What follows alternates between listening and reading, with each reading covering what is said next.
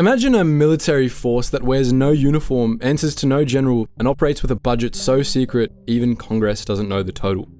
It has the power to bankrupt a nation overnight. It can arm a terrorist group in one decade, then invade a country to hunt them down in the next.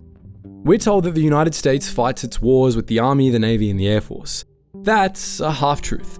For the last 75 years, the tip of the American spear hasn't been a soldier, it's been a CIA case officer with a suitcase full of cash and a license to kill.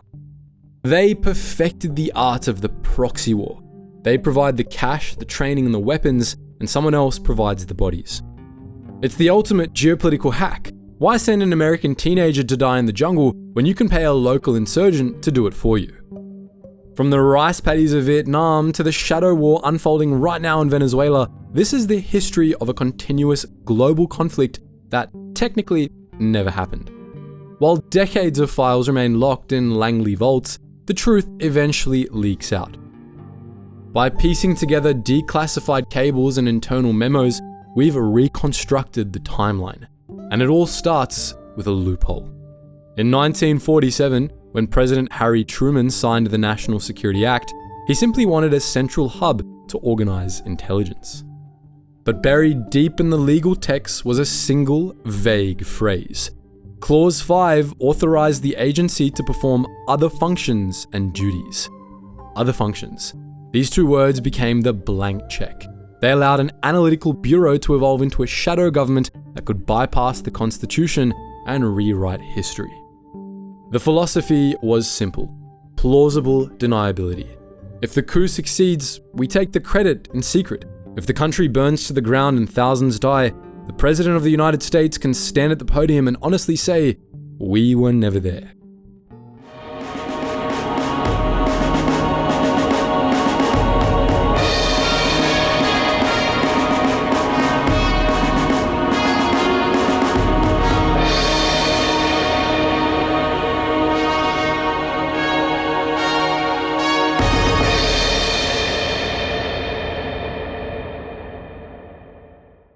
The first major test of the CIA's paramilitary capability took place in Iran.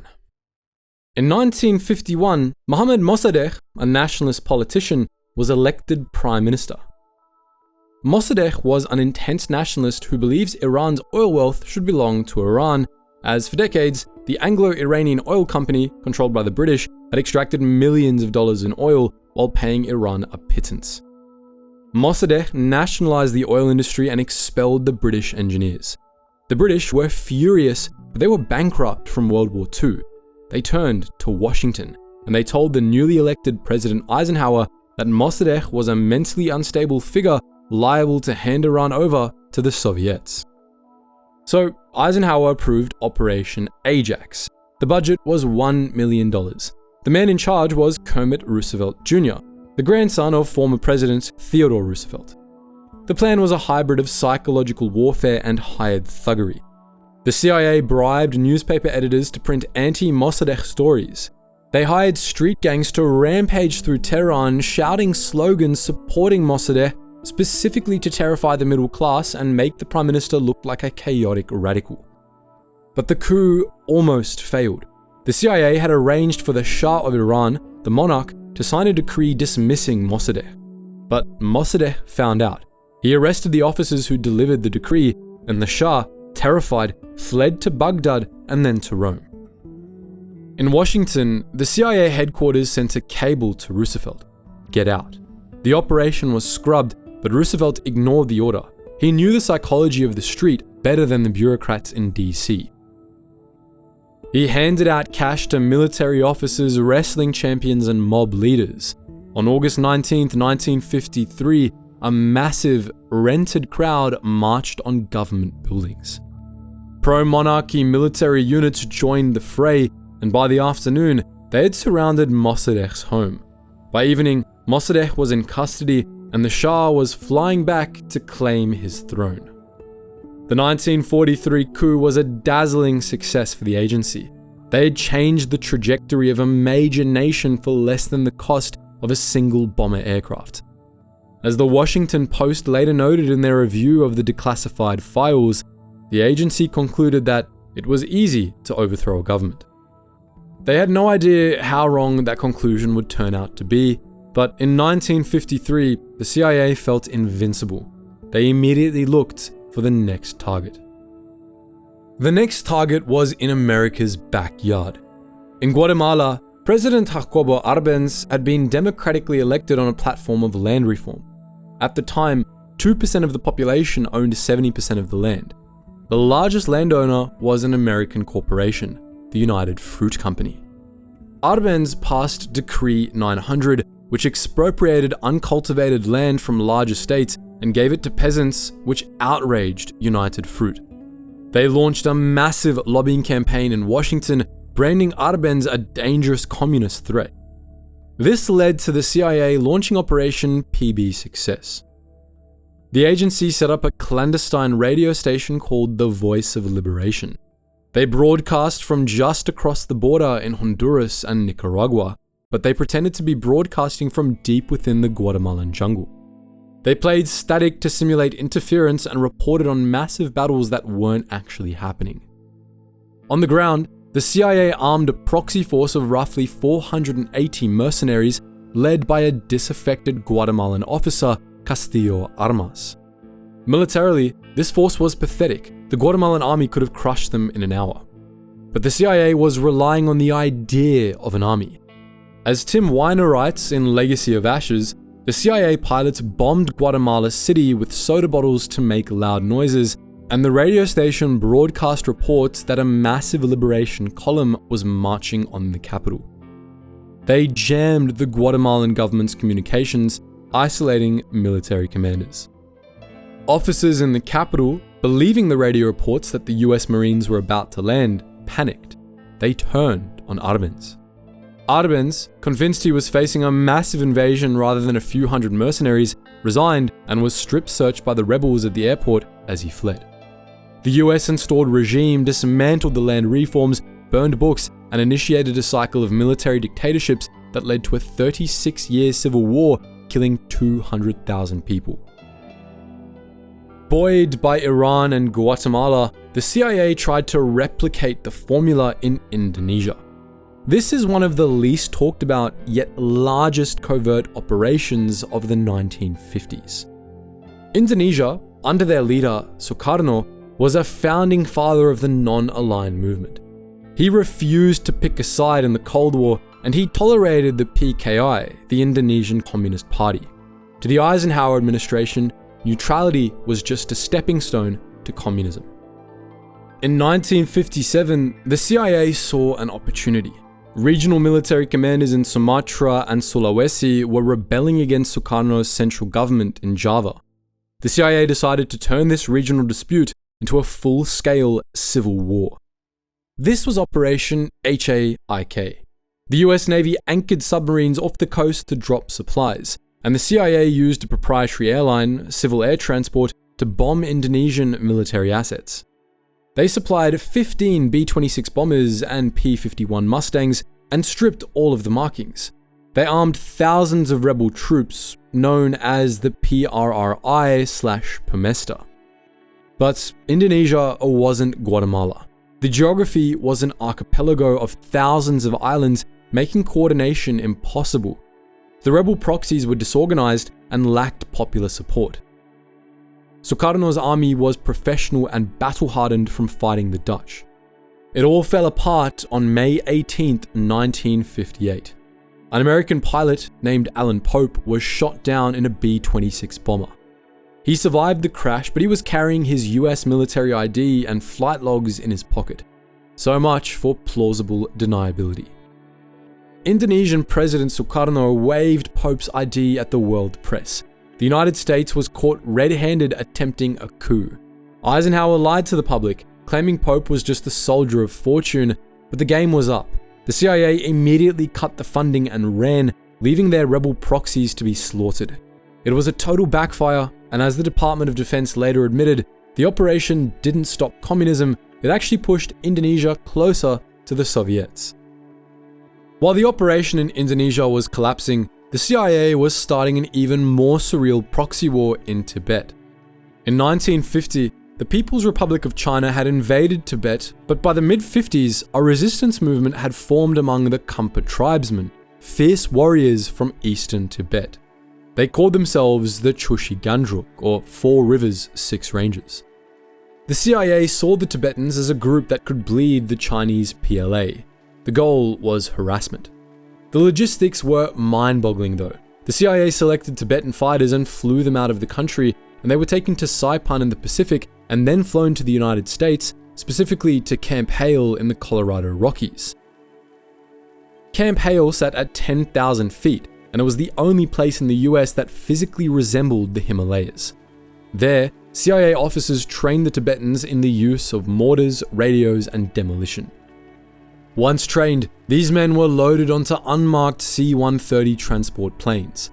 The pilots would navigate deep into Chinese airspace and push the guerrillas out of the cargo bay doors, parachuting them back onto the roof of the world in the Himalayas.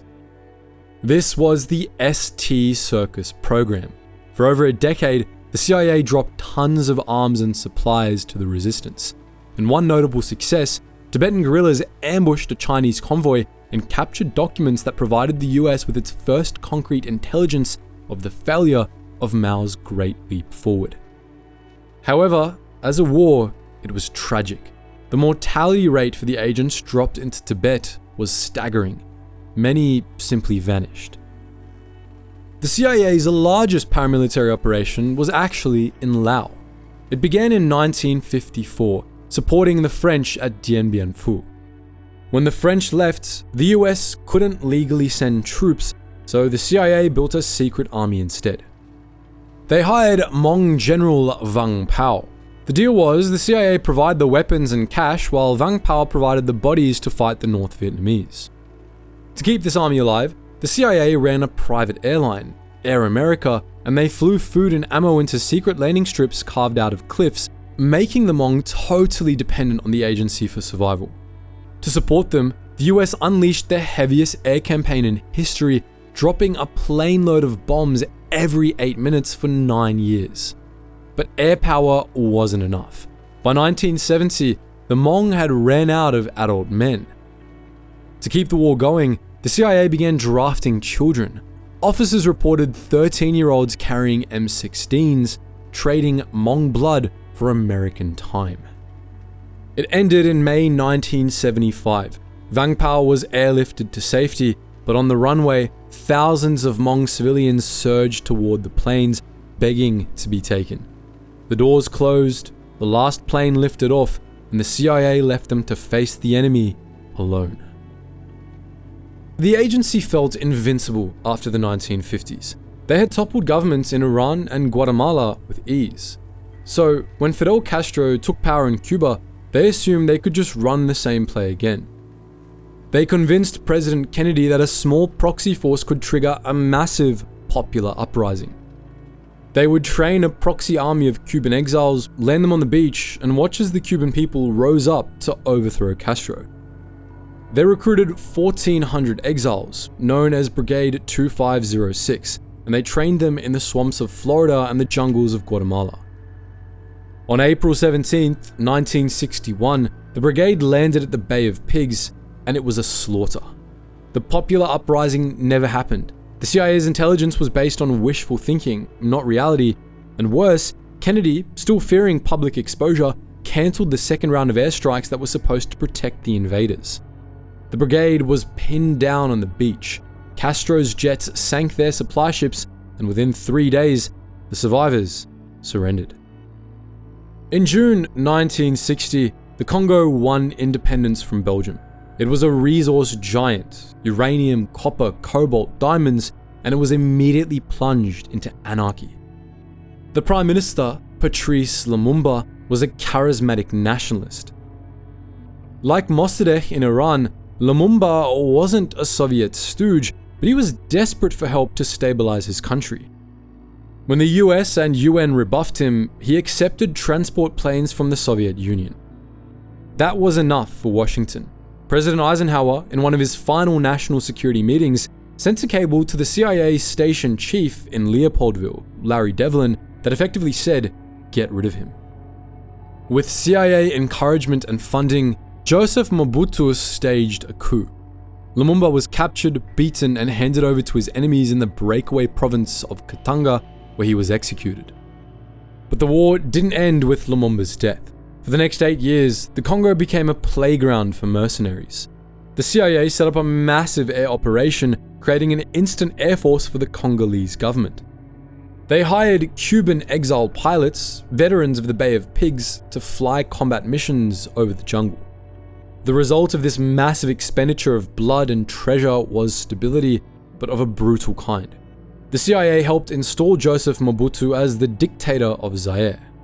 He would loot the country for 30 years, becoming one of the most corrupt leaders in history, all while remaining a steadfast American client. Going back to Indochina, in Vietnam, the war was overt. There were 500,000 American troops on the ground, but inside the big war, the CIA ran its own war within a war. The agency realized that bombing jungles didn't work if the Viet Cong infrastructure, like the tax collectors, the mayors, the suppliers, remained intact in the villages. You couldn't kill an insurgency with artillery, you had to dismantle it person by person. This birthed the Phoenix program. Launched in 1967, Phoenix was an intelligence gathering and targeting program. The goal was to identify the Viet Cong infrastructure and neutralize them. The CIA funded and trained provincial reconnaissance units, teams of Vietnamese mercenaries, often former gangsters or defectors, who were sent into villages at night to snatch or kill suspected VC leaders. The program was ruthlessly effective in a statistical sense. They neutralized over 80,000 people, but the moral cost was devastating. The program was rife with corruption, and local officials used Phoenix to settle personal grudges. If you owed someone money, you might find your name on a Phoenix list. While the US was bogged down in Vietnam, a cataclysmic shift occurred in Indonesia, one that the US government considered its greatest victory of the Cold War. In 1965, the tension between the Indonesian army and the powerful Communist Party exploded. After a failed coup attempt blamed on the communist, General Suharto seized power from the previously mentioned Sukarno and launched a liquidation campaign against the PKI. The CIA provided covert radios to the army to coordinate the purge across the massive archipelago. More damningly, as revealed in declassified cables, the US Embassy and CIA officials compiled lists of thousands of names of communist operatives and handed them over to the Indonesian military. The result was between 500,000 to 1 million people being slaughtered. The rivers in East Java were reportedly clogged with bodies. In Washington, this was viewed with relief. The largest communist party outside of China had been annihilated. Indonesia swung firmly into the pro-American camp. The Jakarta method, mass extermination of political opponents supported by US intelligence, became a dark model that would be whispered about in Latin America a decade later. In 1970, Salvador Allende was elected president of Chile. He was a Marxist, but he was a Democrat. This terrified Washington because a democratically elected Marxist government suggested that communism could be popular, peaceful, and legitimate. Nixon was apoplectic. In a now famous declassified meeting, he ordered the CIA to make the economy scream. The operation was distinct because it was primarily economic warfare. The CIA poured millions into Chile to fund opposition groups, conservative newspapers like El Mercurio, and, crucially, the truck drivers' unions. By funding a massive truckers' strike, the CIA paralyzed the country. Food rotted in the fields, spare parts for machines stopped arriving, and inflation skyrocketed to 300%. The goal was to create a climate of absolute chaos so that the Chilean military would feel compelled to save the nation. It worked. On September 11, 1973, General Augusto Pinochet launched a coup. President Allende died in the presidential palace, an AK-47 in his hands. Pinochet installed a brutal dictatorship that lasted 17 years, torturing thousands, but for the CIA, the mission was accomplished. The threat of a successful socialist democracy was extinguished. while Chile was burning, the CIA orchestrated one of the most cynical betrayals in its history in the Middle East.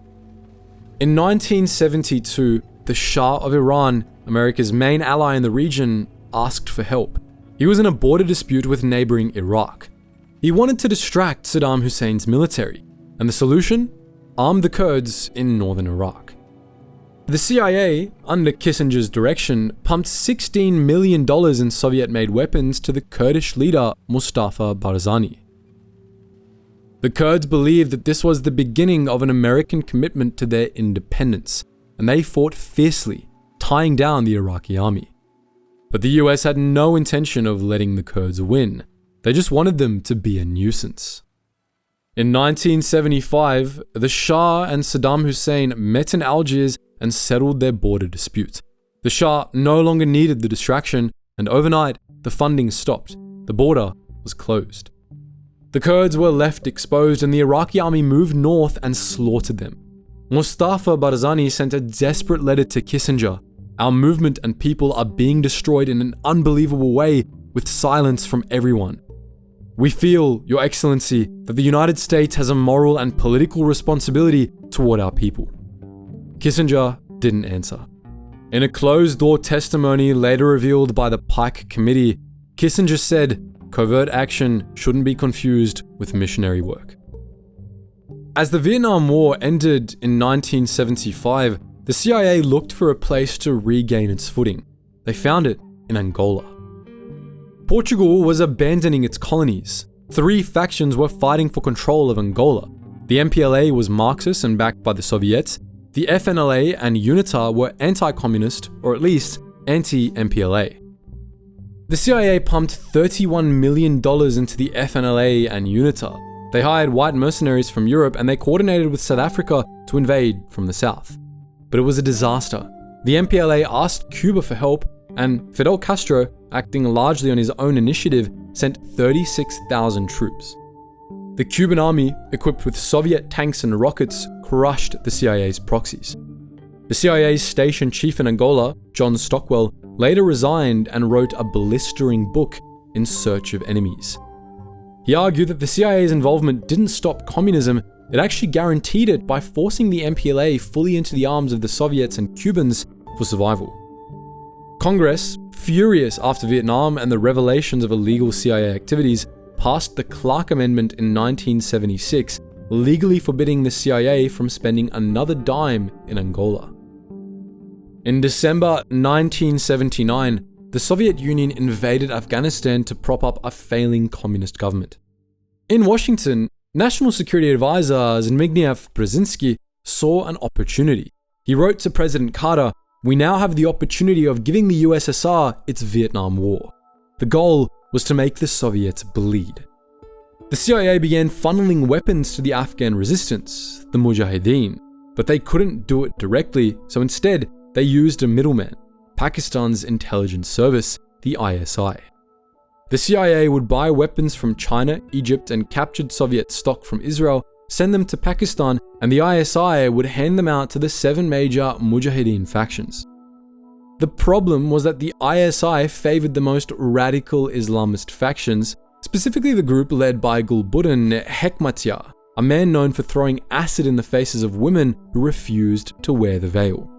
The CIA knew this, and they didn't care. Hekmatyar was the best fighter. For 10 years, the war raged. It cost billions, and the Soviets used helicopter gunships to scorch the earth. The Mujahideen were being slaughtered from the air.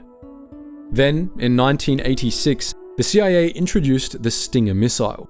It was a shoulder-fired, heat-seeking weapon, and suddenly, a literate tribesman could shoot down a Soviet Hind helicopter from 3 miles away. The cost of the war became unbearable for Moscow, and in 1989, the last Soviet troops crossed the Friendship Bridge, leaving Afghanistan. It was a stunning victory, and the CIA had helped defeat a superpower. But in the celebration, they ignored the toxic byproducts of the war, and they'd flooded the region with military-grade weapons. They had empowered radical Islamists, and they had created a network of Arab Afghans, foreign fighters who traveled to the war, including a young Saudi billionaire named Osama bin Laden. Afghanistan collapsed into a civil war that birthed the Taliban, and the weapons sent there would eventually be turned against the Americans who supplied them initially.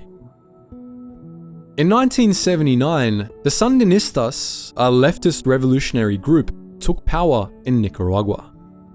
Reagan was obsessed with them, and he warned that Nicaragua was a dungeon of totalitarianism just 2 days' drive from Texas.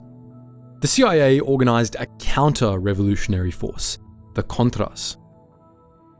The Contras were a ragtag mix of former National Guardsmen from the previous dictatorship and peasants. The CIA trained them, armed them, and directed their attacks on bridges, oil depots, and coffee cooperatives. But the Contras were brutal.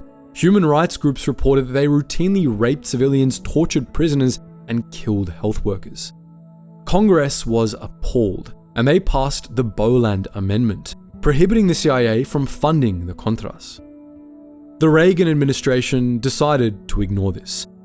This led to the Iran-Contra affair, a rogue operation within the National Security Council led by Oliver North that sold missiles to Iran and used the profits to illegally fund the Contras.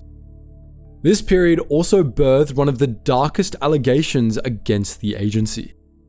As the San Jose Mercury News and later the Kerry Committee report investigated, Contra-connected pilots were smuggling cocaine into the US to fund their war, and CIA handlers, focused solely on the war effort, looked the other way. When the Berlin Wall fell in 1989, the CIA lost its main enemy. Washington slashed budgets and asked a dangerous question. Do we even need the CIA anymore? But the vacuum was quickly filled. The orderly Cold War was replaced by the chaos of the 90s, ethnic cleansing, rogue states, and a new, invisible enemy rising in the Middle East. The first test of the New World Order was the breakup of Yugoslavia. In Bosnia, Serbian forces were conducting a campaign of ethnic cleansing against Bosnian Muslims. The West imposed an arms embargo on everyone, hoping to starve the war. But this had a perverse effect. The Serbs had all their heavy weapons from the old Yugoslav army. The Bosnians had nothing, and they were being slaughtered. The Clinton administration was trapped. They didn't want to send US troops, but they couldn't watch a genocide happen on CNN every night. So they chose a covert solution that remains one of the strangest episodes in CIA history. The US had an embargo, so they couldn't legally arm the Bosnians, but Iran offered to do it. When Croatia asked if they should stop the Iranian shipments, the US ambassador gave the famous green light, allowing Iranian guns to flood into Europe. For 3 years, Iranian cargo planes landed in Croatia, and the CIA watched as Iranian Revolutionary Guard trainers moved into Europe to arm the Bosnian army. After Saddam Hussein survived the Gulf War, the US was still determined to remove him from power. They backed a group called the Iraqi National Congress, led by Ahmed Chalabi. The plan was to incite a Kurdish rebellion in the north, coordinate with disgruntled military officers in the south, and squeeze Saddam until his own general shot him. It was a catastrophe. Saddam's security forces were far more ruthless than the CIA anticipated. They infiltrated the plot from day one, and in 1996, just as the operation was heating up, Saddam's tanks rolled into the CIA's base of operations in northern Iraq.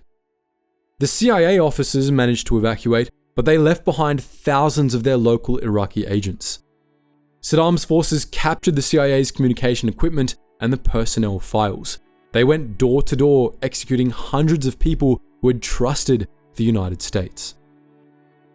Then came September 11, 2001.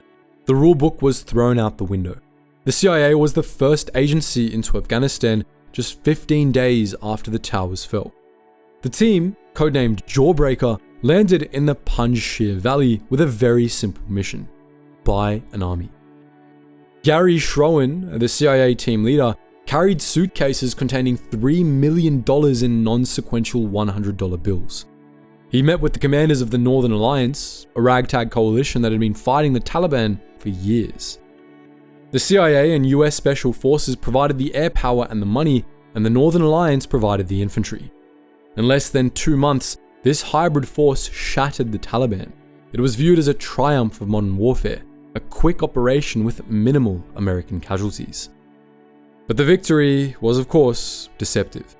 By relying on warlords and paying them millions in cash, the CIA entrenched a system of corruption that would rot the new Afghanistan state from the inside out. Emboldened by the early success in Afghanistan, the CIA tried to apply the checkbook proxy model to the Horn of Africa. In 2006, Somalia was being taken over by the Islamic Courts Union, a group suspected of harboring al-Qaeda operatives. The CIA formed the Alliance for the Restoration of Peace and Counter-Terrorism, a fancy name for a group of brutal Somali warlords. The CIA flew suitcases of cash into Mogadishu, paying these warlords roughly $150,000 a month to hunt down al-Qaeda suspects. It backfired spectacularly. The Somali population hated the warlords, and when people found out the warlords were being paid by the Americans to snatch citizens, public support swung violently toward the Islamists. Within months, the CIA-backed warlords were chased out of the city.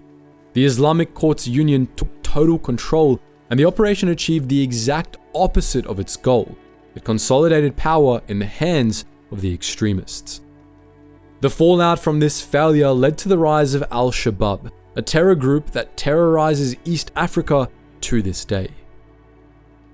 When the Arab Spring hit in 2011, the Obama administration was hesitant, but when Muammar Gaddafi threatened to massacre civilians in Benghazi, the CIA was sent in to vet the opposition. This was a light footprint intervention. CIA paramilitary officers were on the ground to make contact with rebel militias, helping NATO jets target Gaddafi's tanks. It worked militarily. Gaddafi was overthrown and killed, but politically, it was a repeat of the Afghan problem. The rebels were not a unified democratic force. They were a collection of tribes and Islamists. Once the common enemy was gone, they turned their guns on each other. The US consulate attack in Benghazi in 2012, which killed Ambassador Chris Stevens and 2 CIA contractors, was the tragic result of relying on unvetted proxies in a lawless environment. This brings us to the largest, most expensive, and most controversial CIA operation since the Cold War, Operation Timber Sycamore. In 2011, Syria descended into civil war. President Bashar al-Assad was bombing his own people, and the CIA was authorized to arm the moderate rebels. The CIA set up command centers in Jordan and Turkey, and Saudi Arabia and Qatar provided billions of dollars in funding. The CIA provided the training and the logistics. They bought massive stockpiles of Soviet-era weapons from the Balkans and Libya and funneled them to the Free Syrian Army, FSA. At its peak, the CIA was training and equipping thousands of fighters, but the battlefield was a mess. The moderate rebels were often fighting alongside hardline Islamists like the al-Nusra Front. Weapons supplied by the CIA frequently ended up on the black market or in the hands of terrorists. Then, the situation turned absurd. The Pentagon was running a separate program to train Kurdish forces to fight ISIS. The CIA was training Arab rebels to fight Assad. In the chaotic battlefield north of Aleppo, CIA-backed rebels actually started fighting Pentagon-backed Kurds. The US government was effectively fighting a proxy war against itself. And then, in 2015, Russia intervened. Putin sent his air force to back Assad. The CIA's proxies, armed with light weapons and TOW anti-tank missiles, were helpless against Russian bombers. The Obama administration refused to provide anti-aircraft missiles, fearing they would be used against civilian airliners. Without air defense, the proxy army was crushed. In 2017, President Trump cancelled the program. It had cost billions of dollars, flooded Syria with weapons, and failed to remove Assad. As the disaster in Syria was winding down, a new, far more disciplined proxy relationship was forming in Europe. In 2014, Russia annexed Crimea and ignited a war in Donbass, eastern Ukraine. The Ukrainian military was hollowed out and infiltrated by Russian spies. They were desperate. The CIA moved in, but quietly. According to extensive reporting by the New York Times and Yahoo News, the CIA began a long-term project to rebuild Ukraine's intelligence capabilities from the ground up. They established secret bases along the Russian border, and they trained an elite Ukrainian commando force known as Unit 2245. This unit's job was to cross into enemy territory and capture Russian communications gear and drones to reverse engineer them. Crucially, the CIA helped train a new generation of Ukrainian spies who were young, patriotic, and free from Soviet ties. For 8 years, under 3 different US presidents, this partnership deepened. When Russia launched its full-scale invasion in 2022, the world expected Kiev to fall in 3 days. It didn't. Part of the reason was the intelligence sharing. The CIA provided critical real-time data on Russian troop movements, but the other part was the network the CIA had spent 8 years building. In October 2025, the Shadow War returned to the Western Hemisphere. For years, Venezuela had been a thorn in Washington's side, a Russian and Iranian ally sitting on the world's largest oil reserves. Sanctions hadn't worked, diplomatic pressure hadn't worked. The regime remained entrenched, allegedly trafficking narcotics to fund its survival.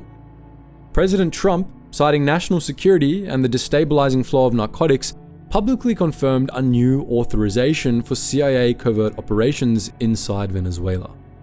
The details are still emerging, but the structure appears to be a hybrid of the 1980s Nicaragua model and the modern cyber-enabled warfare.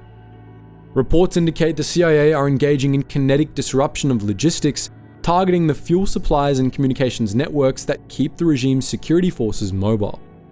But unlike the Contras of the 80s, these groups are being coordinated using encrypted satellite comms and real-time US surveillance data. As the Wall Street Journal noted in their coverage of the authorization, the US is effectively entering a grey zone conflict in its own backyard, betting that precise covert pressure can fracture a regime that has survived for 2 decades. Whether this ends in a democratic transition or a bloody civil war remains to be seen, but one thing is clear: the CIA is back in the coup business in Latin America.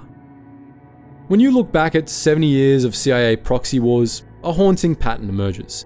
Tactically, the agency is brilliant. They can overthrow a government in a week or build an army out of thin air, but strategically, the record is a nightmare.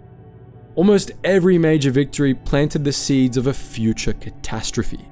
The coup in Iran eventually gave us the 1979 revolution. The victory in Afghanistan gave birth to Al-Qaeda. The weapons poured into Syria ended up in the hands of terrorists. The freedom fighter of today often becomes the terrorist of tomorrow. To the agency, they're just temporary employees, and when you stop paying them, they don't retire. They find a new target. And the people who pay the real price are the proxies themselves. The Hmong, the Kurds, the Tibetans. They're the ones who believe the promises of the United States, only to be left behind when the policy shifts and their helicopters fly away. Covert action is a seductive tool. It promises power without accountability. It promises war without coffins coming home. But as the last 70 years have shown, there's no such thing as a free war. The bill always comes due. Sometimes it takes 10 years, sometimes it takes 30, but eventually the shadows fight back. But what do you think? Was all this necessary? Is this the cost of global power, or is it a betrayal of the very values America claims to defend? Let us know your thoughts in the comments section below, and as always guys, thank you so much for watching, and I hope you learned something new.